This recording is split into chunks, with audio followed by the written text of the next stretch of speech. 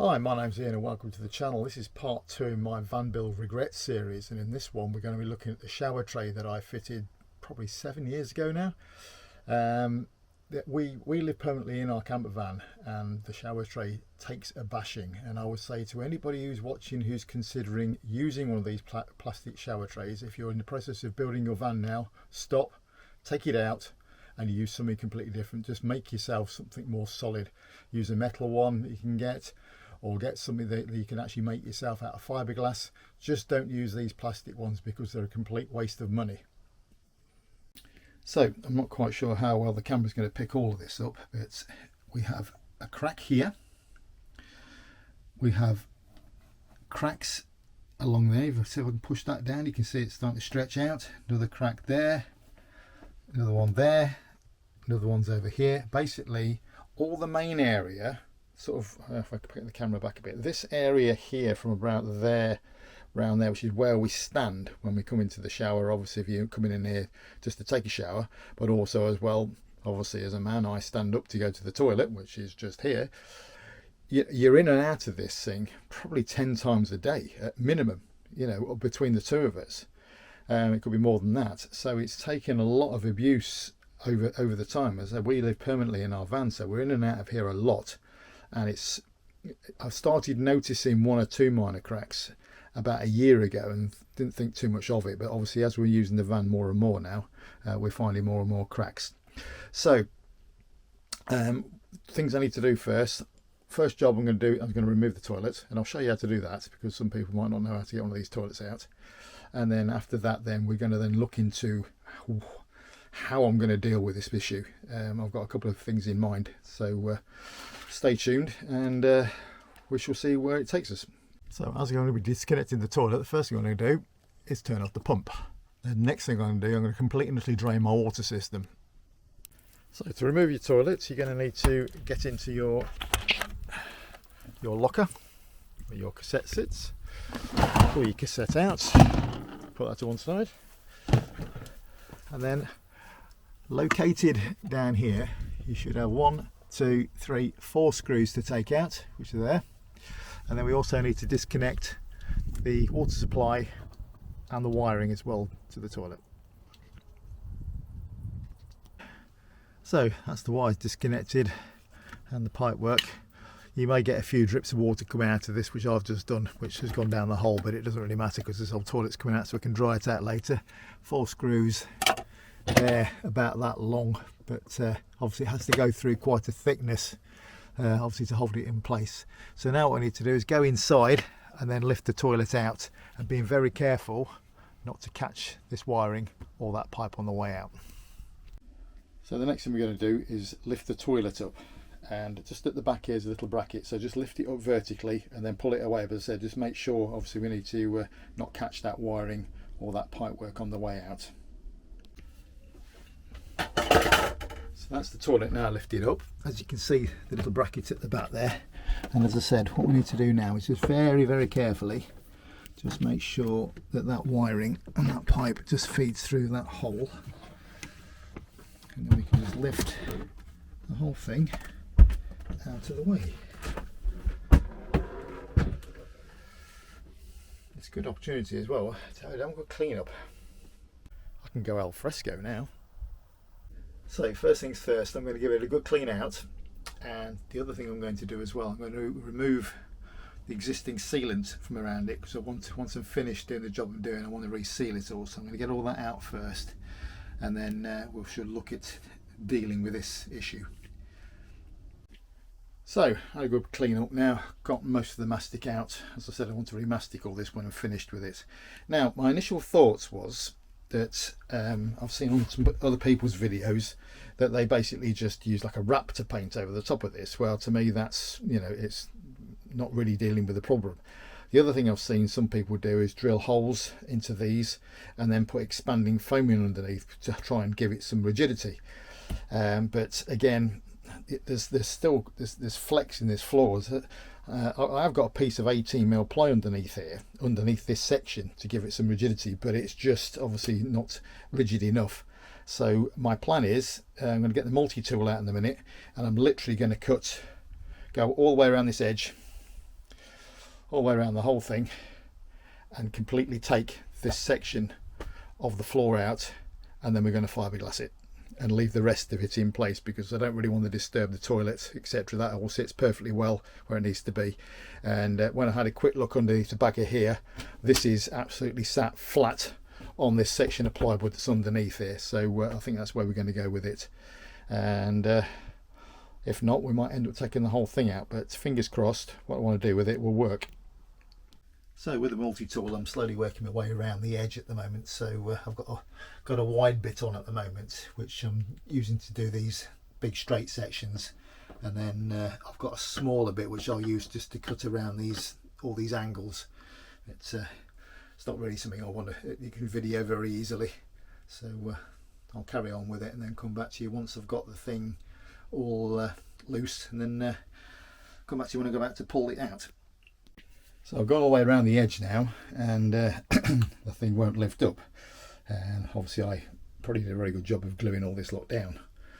So I've just popped off one of the top sections, and there's some what looks like no nails, I think is what I must have used to get it on there. So what I might have to do now is chop this top section up into bits and just see if I can pull it out in sections to then get to the plywood underneath, and then hopefully then get that out. What's quite interesting is this section I've just taken out here was one of the ones that had some of the biggest cracks in it, and I was expecting to see it black under there, but obviously it's running this, it's been obviously running this way instead, and obviously it's now black under this section here. So I mean, it's not too bad, but obviously don't want to leave it to get any worse. Actually, now just getting the screwdriver underneath it just to ease it. I mean, you can see how easy now that's just the hairline cracks that were there, how bad they were getting. I say hairline, they're actually big all the way through cracks in reality. Not good at all. So yeah, if you're thinking about using one of these trays for your van install, if you're not started yet, just don't fit one. So as with all these jobs, they never quite go how you sort of have it in your head that it's going to go. So I've had to cut all the way around the outside now to release the plastic sort of from the edge there, so at least that's not going to damage the outside edge anymore.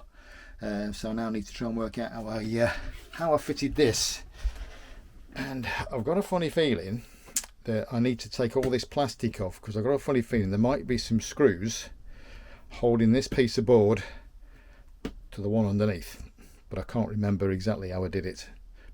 Well, I'm finding the easiest way of dealing with it is just to cut it up into pieces and then just get the screwdriver underneath it and just pop it off. But as I said, whether I've used these screws, I really don't know yet. So I've got all the upper part of the tray off, and I can't see any screws, which tells me I glued it down. I do have a recollection of gluing it down. It was a long time ago.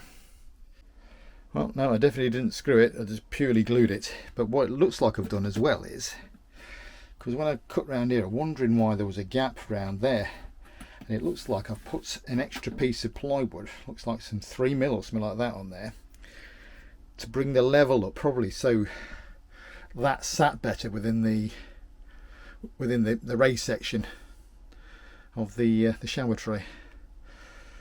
Now what I'm sort of thinking is, because I was going to fiberglass, because I was hoping everything was all going to be at the same level, so what I could do is I could mix up some fiberglass, well, sand all this back, this all needs sanding out because it's all rough around the edges, and then I was going to fiberglass it on the wood section in the middle here. But because it's actually sitting slightly different to what I thought, what I might do is I might use the multi-tool and go all the way around this edge here and take this other section of plywood out of here, and then replace it with some 9mm ply, which will just give me a slight raise, so it'll just bring me slightly above where we are now, so I can then blend into it. It's yeah, I think I'll get it sanded back first and then take a look at it from there. Right, after some thought, I think what I'm going to do with it is I'm going to put a little bit of support. There's no support underneath this section here, so I'm going to put some support underneath that to stop that from flexing there. this one over here is sort of down a bit, but I think I'll just do the same. I'll just put a bit underneath that as well, stop it from flexing. And then also just around this back edge here, just over there, I can see daylight under there, so I'll put some support underneath that as well. I might just do it with some no nails or something like that, let it build up, let it harden off, and that'll be that. And then this main section here, I've got a couple of offcuts of some 9mm ply, so I think what I might do is I think I might cover this then with the 9mm ply, and it'll give me a slight raised section then to it, so obviously then any water then will then run down and then into the gullies which are still there. What I don't want to go doing is I don't want to go removing either of these two drains within the job I'm doing, because I've got a horrible feeling if I do release them, then quite possibly, even if I do get them back up again, there's a risk of them leaking.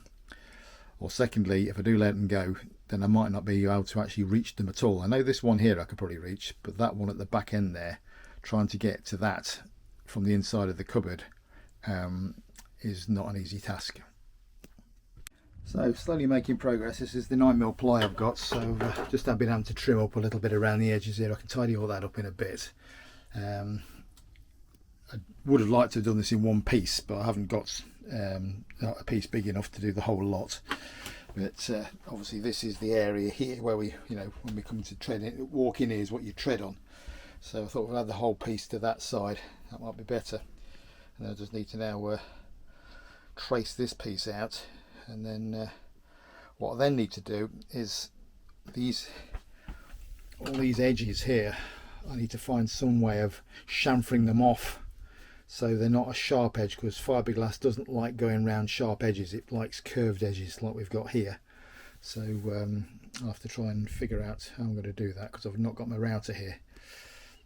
So that's the 9mm plywood now sort of traced into place. It's not fantastic because obviously I would freehanded cut the around all the plastic before, but obviously when I come to fiberglass I can make good all those areas as we go.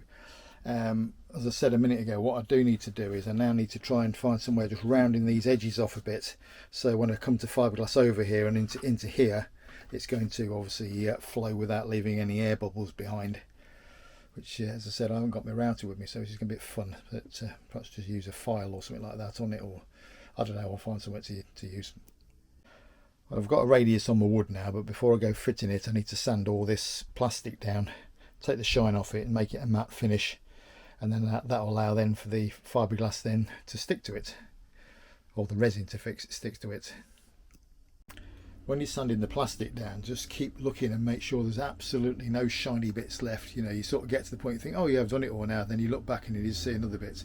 It's like just in the corner here, over there I can see there's a shiny bit there now as well.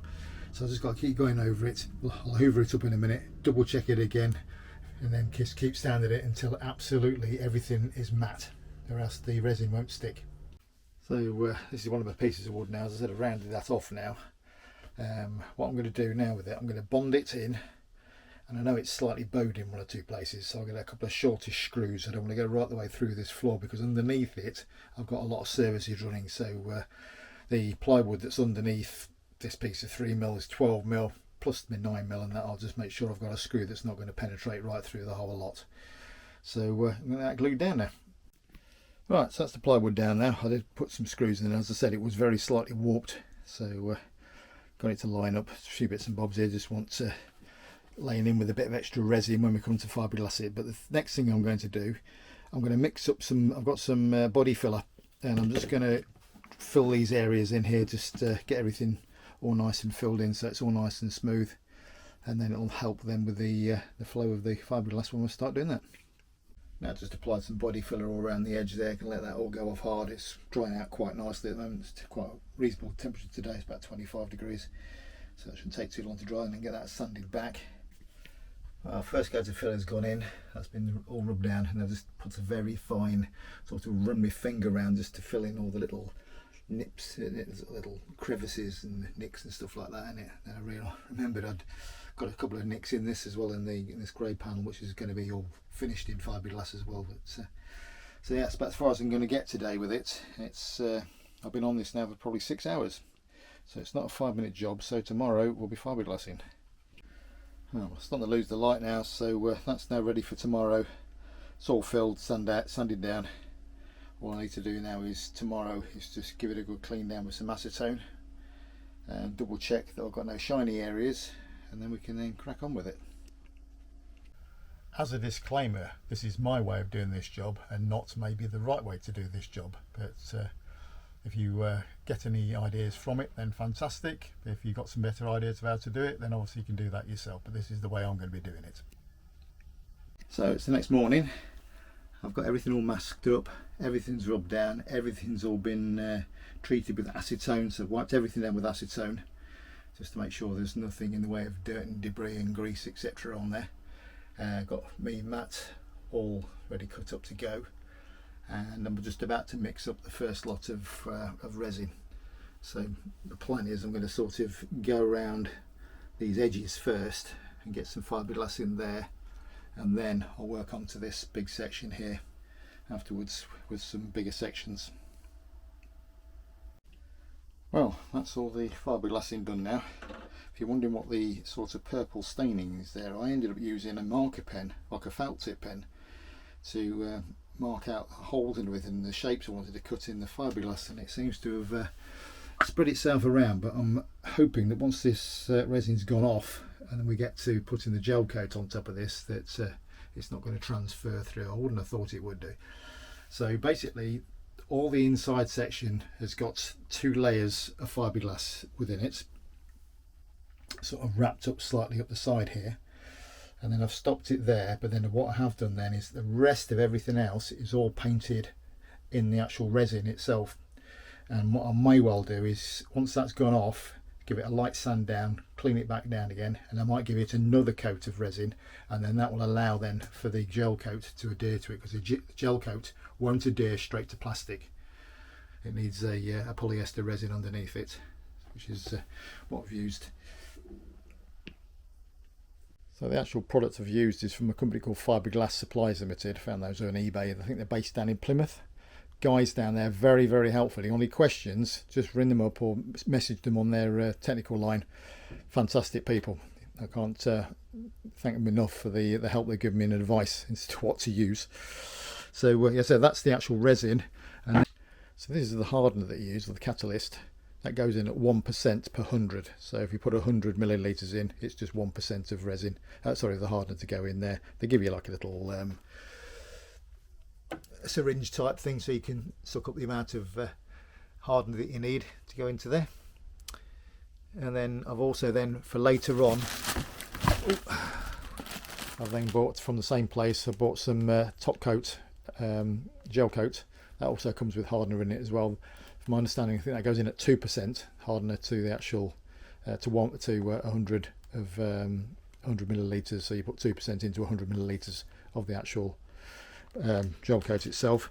But then the gel coat also, it requires in the final coats, I'm probably going to put at least 2 coats on, possibly 3. But in the third and final coat, it needs this product in it called MW Solution, which is a wax. And that allows it then to harden off. As I said, I'm not quite sure at the moment whether I'm going to go for 1 coat, just 2 coats, and then with wax in the final one, I'll go for 2 coats without the wax, and then a 3rd coat with the wax in. Just depends on how well it's flowing. Well, the kit itself, it comes with 2 paintbrushes, 4 stirring sticks, a couple of pairs of rubber gloves, a couple of mixing containers as well in it. So it's quite a comprehensive kit that you get there. I've got a funny feeling it was around £43 delivered. If you're wondering what this tool is, this is like a slotted roller, and what it's for is, once you've got it all the resin, all the fiberglass down and the resin, make sure you obviously that everything is fully penetrated through with the actual resin, that you've got no dry spots in it at all.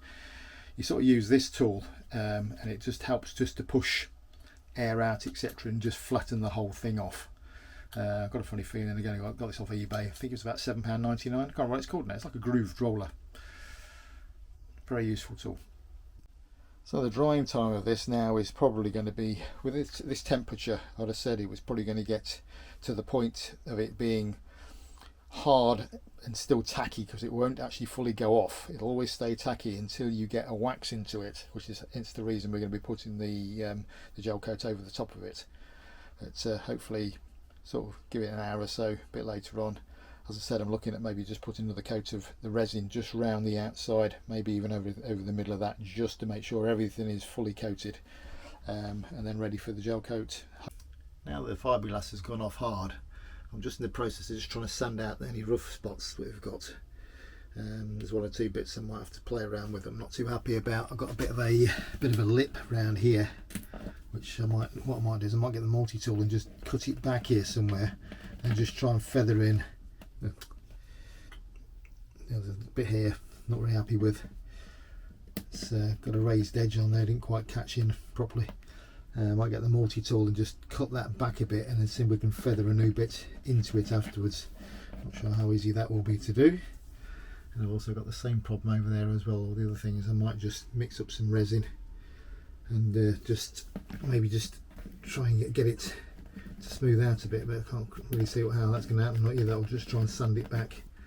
We shall see. But one of the things I found useful is this round file, actually, for just getting in the groove here, and then sanding it back. Well, I've had a jig about with those bits I wasn't quite happy with, and just sort of feathered in a bit of extra, cut it back and then feathered in a bit of extra reinforcement into those sections, and I've then just given the whole thing another coat of resin just to try and smooth things out a bit, because the grooves down here, obviously the channel there is quite rough, so by putting another layer of resin on there, it's helped to fill in some of the grooves, and then obviously by the time we get some gel coat in there, that should help fill up a bit more. So we're now into day 3 of doing this job. The last thing I did last night was I put an extra coat of resin on there, which I think I might have probably put in the video before. And now what I've done is I've just had the tapes off around here, just tried to stand out as best as possible. I mean, it's not going to be 100% absolutely smooth, this, but then I'm now going to get everything just cleaned down with a bit of acetone, just make sure there's no more dirt and debris on there. I've hoovered as best as I can, and going to mix up the first coat of gel coat. And just before I go and mix the gel coat, it'd be great if you could like and subscribe to the channel, much appreciated. So that's gel coat number 1 gone down. Only problem is, being the sort of day it is and where I am at the moment, is I'm getting bugs that are now just starting to drop into the coat itself. But, that's first coat. I'm going to probably give it at least 3, possibly 4. But, just need to let that dry now for, well, dry to tacky, touch dry but still sticky, and then we get the next coat on. So coat 1 is now dry but tacky, so we've now mixed up coat number 2. I'm going to get ready to put that on now. So that's coat number 2 of the gel coat now on. So that's coat number 3 now on.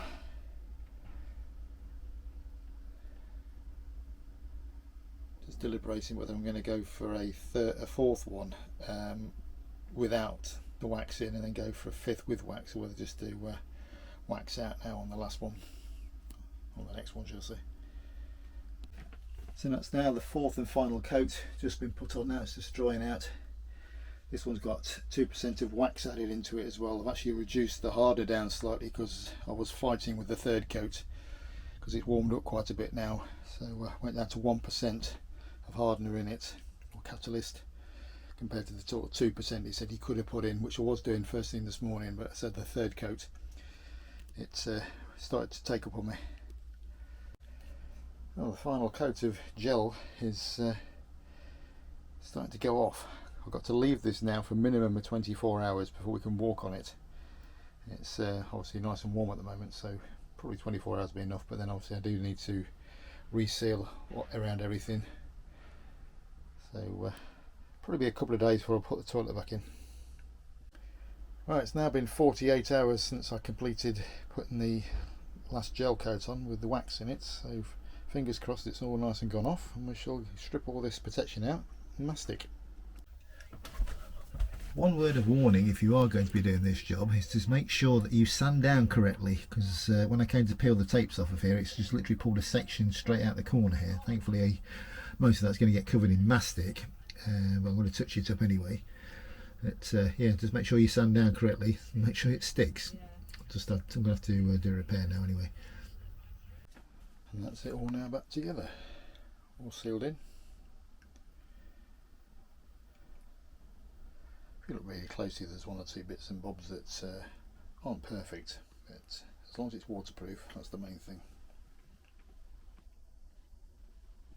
The next day, after finishing everything off, and I can confirm that the whole thing appears to be waterproof, and is also the nice thing about it as well, when you walk in here now, oh, pardon, just bashed into the door, when you walk into here, it doesn't creak anymore or crack. Absolutely fantastic. Well, that's the rectification works now complete on the shower tray. If you're planning on fitting a plastic shower tray into your van build, I would seriously consider changing your mind on it and doing something completely different. As you can see from the damage that's been caused to mine, thankfully we didn't get much in the way of water damage, but if we'd left that alone for quite a bit longer, then we would have had some serious water damage going on within the van, which is not a good thing. But yeah, if you've got any questions regarding the install, then please don't hesitate to ask. Please like and subscribe to the channel, it'd be much appreciated, and I'll see you again in the next one. Cheers.